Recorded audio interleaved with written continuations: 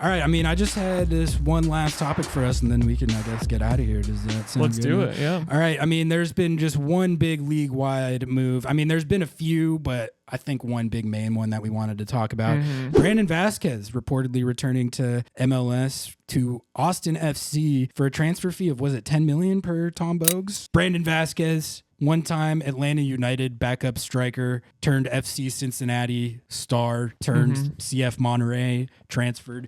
Actually was playing well in Liga MX. He was producing. Like, he had, I think, 14 or 15 goals or something for them last year. Now he returns to MLS. Austin FC is the club that wins the sweepstakes. I think that Wasn't San Jose in the race for him I too? think I heard San Jose was in the race And at one San point Diego as well. I think. So Austin FC wins it. I think that is a good move for them, obviously. That's a sick move. Yeah, well, they were rocking Giassi Zardes and Diego Rubio last year, so they really needed like a proven striker. And Brandon Vazquez is certainly that. He's definitely proven in MLS, so that's a good move for them. I feel like for us, we always talk about it through the lens of should Seattle have acquired this player. We did it with Leo Campana.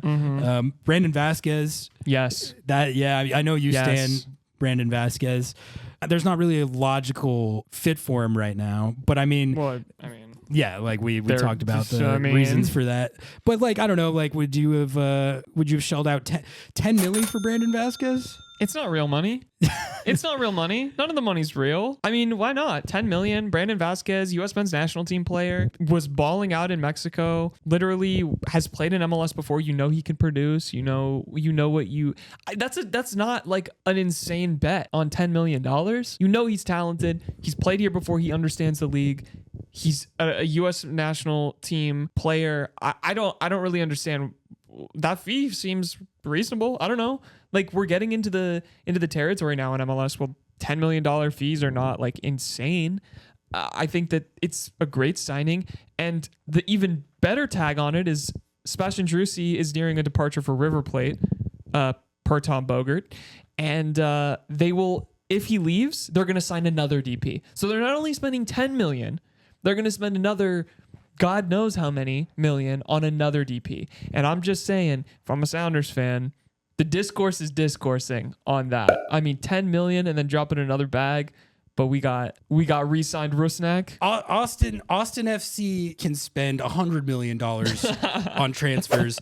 They finished in 10th place last year with 42 points. They were so bad. 11, 14, and 9 and a -9 goal differential, and fired their coach. All right. So, like, Brandon Vazquez is a good pickup for them, but I'm going to wait to see. I'm going to make them prove it on the field before I get envious of their roster building. They got a lot of work to do. Also, I think FC Cincinnati has a 10% sell-on fee for Brandon Vazquez, which I think is hilarious that Austin is essentially feeding more money back to them. That's kind of sick. As far as next year, how many more goals across all comps are you going to predict Brandon Vazquez scores than Jordan Morris?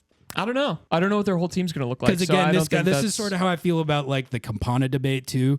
I think we're going to look down at the end of the year, and the production between Leo Campana, Jordan Morris, and Brandon Vazquez is going to be roughly similar, and all these debates are going to be pretty much a wash. I think it's going to come down to... I think we talk about these things, and then when it actually comes down to it, the production is closer to a wash than people predicted. We'll see if Jordan can stay healthy. That's all I'll say. He played every minute of basically every game last season. If he can stay healthy, yeah, I think that's a conversation. Yeah. But I think that's where the differentiator between Jordan Morris and Brandon Vazquez and Leo Campana is, and it depends on the team. They are younger. Like Brandon Vazquez, if they sign another DP and they're doing a pencil type of vibe, I mean, you know what I'm saying? Like, you always say it. 1-2 signings can completely flip a roster in MLS, and that seems like what Austin FC is trying to do. And their sporting director certainly had, and they cleaned house in front of them. They've been cleaning house, and they're rebuilding. Yeah.